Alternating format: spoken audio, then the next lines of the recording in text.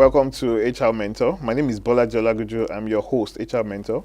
I have a guest mentor in the house by the name Yomi Fawehinmi. Yomi, nice having you on the program. Thank you very much. It's nice to be here. Thanks. Yomi is a senior HR professional that I really like talking to and then listening to because of the depth in terms of experience, exposure, even education and understanding of HR. And it's always very exciting to hear him talk about HR issues. I'll be asking him some questions today just to gain insight into what should HR be doing next. My first question really is, you've been in this profession for how long? I call HR like 8 years plus. 8 years, yeah. Basically.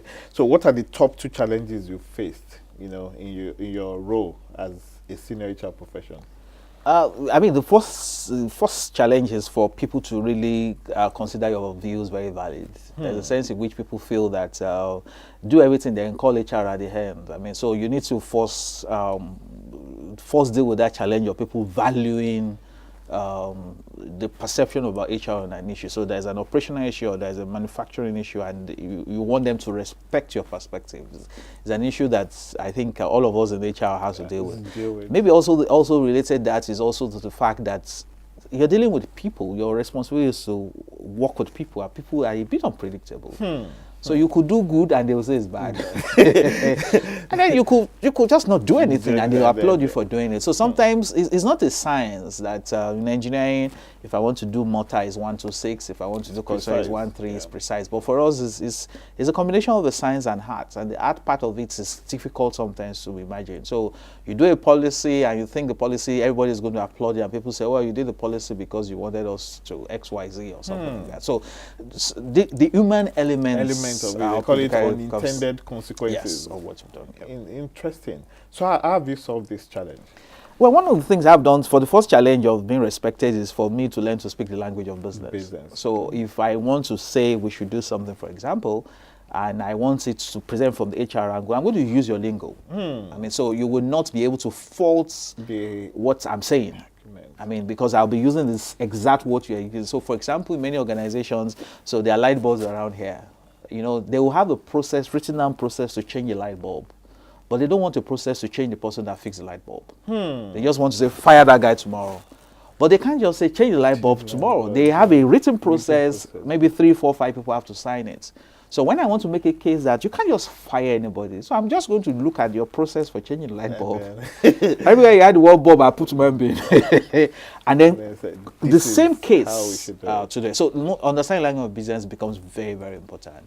I think also using data is also something that's very helpful. So if you're saying, oh, we're losing people, and people say, no, we're not losing people, it's okay. This is what the data shows.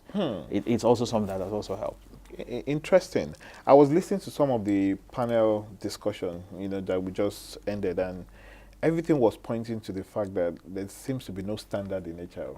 Okay, in accounting, you know what balance sheet is, you know what cash flow is, but in HR, who is the talent?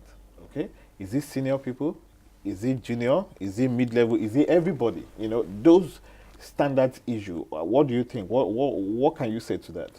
Yeah, I think it may be a challenge for us to have exact standards of where accounting is, because accounting is about books. Books don't fight you. Books don't have emotions. So accountant that says debit will be on one side, credit will be on one side. The book will say, okay. If accountant change your mind and say, let's reverse it, the book will not complain. But for human beings, it's difficult to define what is talent. So, and then also the varied nature of organizations. And again, also there are parts of accounting that is also difficult to define. So valuation of goodwill, for example, on the balance sheet. It's subjective. It depends on who's doing the valuation. So as long as we have that subjective human part, it may be difficult for us to have a universally accepted standard. But I think the value of the professional organization now comes in to say this is the minimum we should standard, do. So you gave the example of talent. I don't understand why you employ someone and say he's not talent. Why did you employ him? Is it because it's a gift? Maybe gift is junior brother of talent. Exactly. So, but some organizations, because of various reasons, again, one of the things that also becomes very important is also the context of the country. So countries that have very high regard for human rights, labor rights, they seem to get it better than others. In many organizations in Nigeria, for example, they employ HR because the CEO doesn't want to disturb himself with paying salaries. His goal is not, one, he doesn't believe they are talent. He believes they are just the guys that work for me. Interesting. So you didn't come in because they want to strategically manage a talent. You came in because the guy wants to offload the operational part. So when you now start to bring ideas, he's wondering, why did we employ? What are you talking about? So that also influences, and that could determine how much of standard. But I think with professionalism, people will start to realize, no, this should not be as low as this. That there's a minimum below which you can't drop.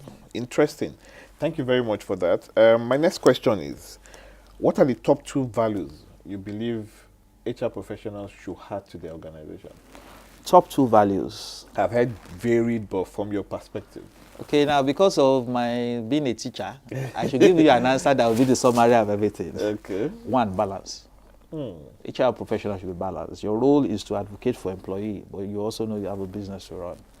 So I think the first value is for you to always come with that balance. And so when business is running too fast and people are dragging, you can say, guys, we've got to slow down and let people catch up with business. Or when people are running too fast and the business is not making profit, so you're paying huge, fantastic salary, but there's no profit. You've got to say, people, guys, we need to talk to ourselves. We're not making money. What should we do about that? I think for me, the 5-star HR professional, in my view, is a balanced person. The guys in the business don't want to be balanced. They want to talk about business alone. However, some HR people also, all they do is talk about the people. Is that balance you need? That's the paradox. For me, looks like, you said 2 very important. I think the other part of it is for you to remember you are dealing with human lives. So when you pay salary to someone, it's called salary, but it's livelihood. When you change a policy that allows somebody to go for maternity leave from 3 months to 2 months for secure legislation, there's a child involved in that decision. When you decide to say people should work late every night, every day, there is somebody's health at stake. I think far-reaching implication. Beyond what's to do. I mean, I had an experience once where, a friend of mine, one of our colleagues came to the office with the daughter, and so our supervisor, and was introducing the supervisor to the daughter. He said, so meet my supervisor, or call the guy's name, and the daughter said, so he's the one. And then we all busted into laughter. So when the lady left with the daughter, I asked my colleague, I said, I hope you know, so is the one has a background. And it could be positive or negative. But you know that I would suggest you interrogate and ask, what was it that made that to say, so is the one? Is this so is the one that makes you come late? So is it the one? I said, because that child has known you now. So he has been hearing your name. So one time you're walking on the street, or maybe you have other passions, you're a pastor, you are a musician, you're singing somewhere, or they invite you to come and talk about motivation or leadership in that child's school. That child just doesn't say, this is not the one. I mean, it's the one that does it. So we need to remember we're dealing with our lives and our livelihoods. Interesting. Thank you very much for that. Okay, for your colleagues, your senior HR professional colleagues, what top 3 advice do you have for them? You know, they are also seeking for, okay, what should we do next? You know, what will you advise in terms of career-wise, game-changing insights? I think one of the biggest problems for me in dealing with HR senior professionals is that we become set in our ways. We have done recruitment, we can do it in our sleep. We've done benefit administration, we can do it without thinking. So we get set in our ways. We're not flexible, we're not willing to adapt. We're not even willing to exercise a second opinion about it. I've seen HR people defend what is totally ridiculous. I mean, so I give you an instance when I talk about this. An organization says employees shall not do something beyond X kilometers. You can't get a benefit beyond X kilometers. So I said, I want it X plus 1 kilometers. They said, no, it can't be X plus 1. I said, why? I said, because the policy says X. I said, okay, how did you get X? They said, well, it was just an arbitrary figure. I said, so if it's an arbitrary figure, you can't defend an arbitrary figure because X plus Y is also an arbitrary figure. X cannot be better than X plus 1 if both of them are arbitrary. So if you can put a science behind X, then you can defend X. But don't just pluck something from the air and say. So I think we should be flexible. The times are changing, the business are changing, the people are changing, the laws are changing.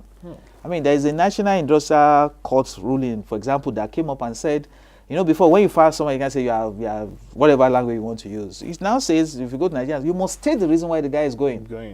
So things are changing. So I think we should be flexible, very important. Number two, my suggestion would be, I think we should learn new things. Somebody said something recently, and I was really worried. Say HR people are stuck in process. That, you know, we just a policy, you know, and then that's it. The guy just joined an organization, and they wanted to. Part of his benefit was supposed to be a generator. He said, "Look, he doesn't need a generator. He wants an inverter." An inverter, and no, you get a generator, and that's it. You know, and all that, and the arguments went on and on. So I can relate with that. Oh yeah, so it's important for us to remember that, because at the end of the day, I mean, like one of my favorite Yoruba saying, I mean, I like to say Yoruba proverb is that tie rope to goat, or tie goat to rope. The important is that the goat does not escape. HR people are more interested in how to tie the rope to the goat. And sometimes it doesn't work that way. So there's, you know, organizations will say, all employees are entitled to this benefit. When you use the word all employees, you are talking about diversity. How can we get the same benefits? Wow. You tell me that my wife can deliver children and you give her 10,000. I'm not married. So what happens? So it's not a benefit for all employees, for those that are married. So it's that. Maybe the last one I want to say is that I think after some time, HR guys should leave HR and come back. Go to marketing, just go somewhere else, get a breath fresh of air, get a different perspective, and get some different understanding, or change organization. I mean, staying in one role, in one function for that long can never be the best option to make. Very interesting. Okay, so to the junior people now, okay? I'm new in HR, or I'm aspiring to be an HR professional. What are your advice? What are your tips? Number one, be a learner. You know, there is this saying in Lagos, are you a learner? And I'm like, one of the reasons why we are not good academically in Nigeria is that we believe being a learner is an insult. That's why I say you be a learner. Everybody should be a proud learner, particularly when you're young. So learn. Have a lifelong commitment to learning. And when it comes to dealing with people, you really don't know what not to learn. I mean, because when you're dealing with human beings, which is what we do in HR, you're dealing with laws, you're dealing with psychology, you're dealing with sociology, you're dealing with grief management. I mean, I told somebody, I said, I don't know what HR people don't do. Exactly. Because somebody drops dead in the office.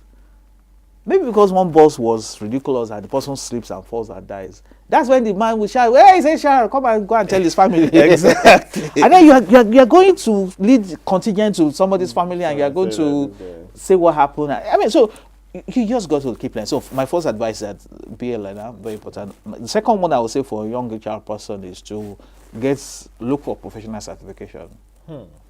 Don't just do HR. So you want to talk about the international ones or some of the local ones. Very, very important. Deliberately seek for it. It has credibility to what you do. I mean, because people just know you're just not one person, but you have a base for what you're doing.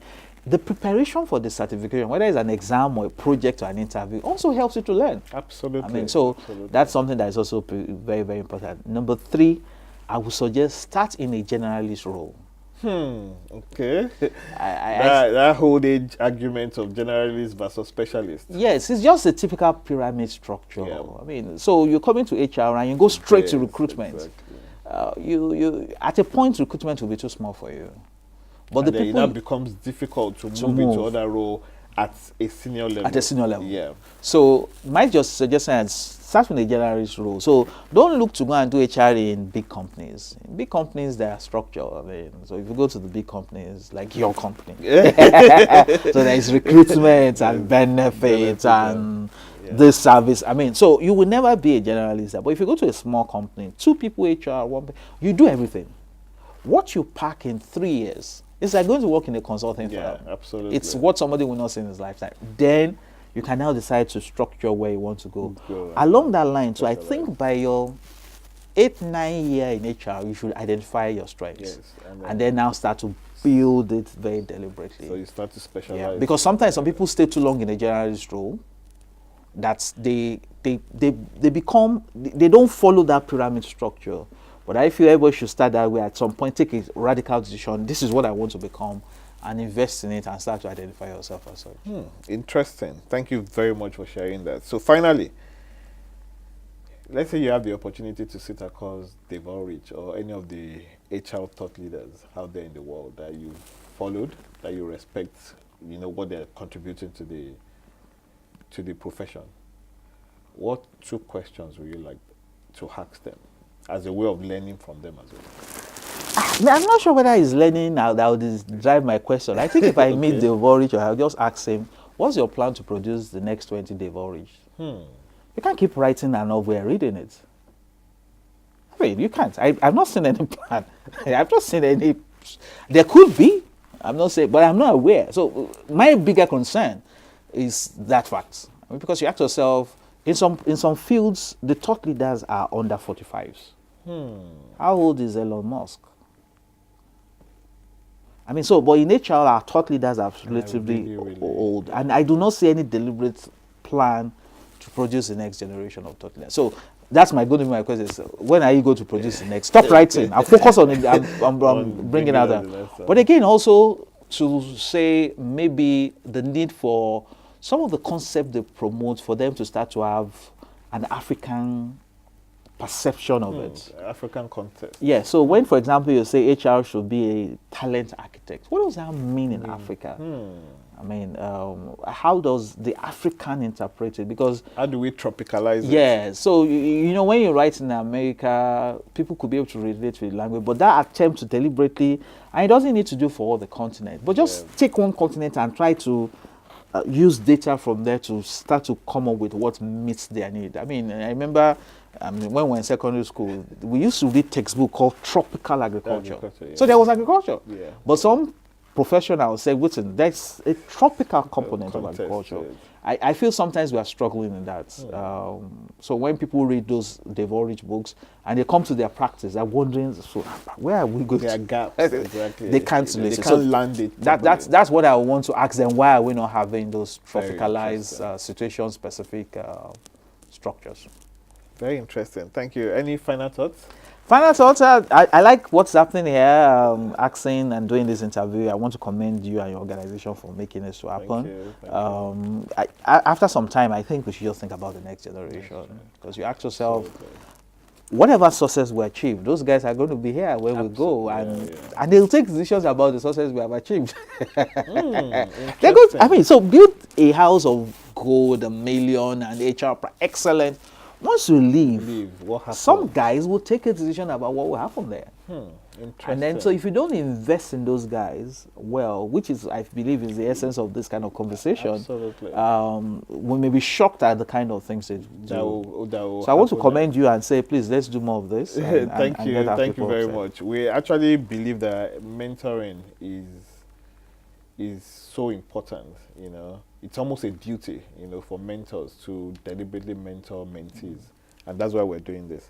Thank you very much. Thank you very much. Nice having you on the program. Thank you. In summary, HR people should be balanced. That I think that's key. And context matters a lot. So when we're importing new ideas into our organization, we also need to balance it with what exactly is happening on ground and all that. Thank you.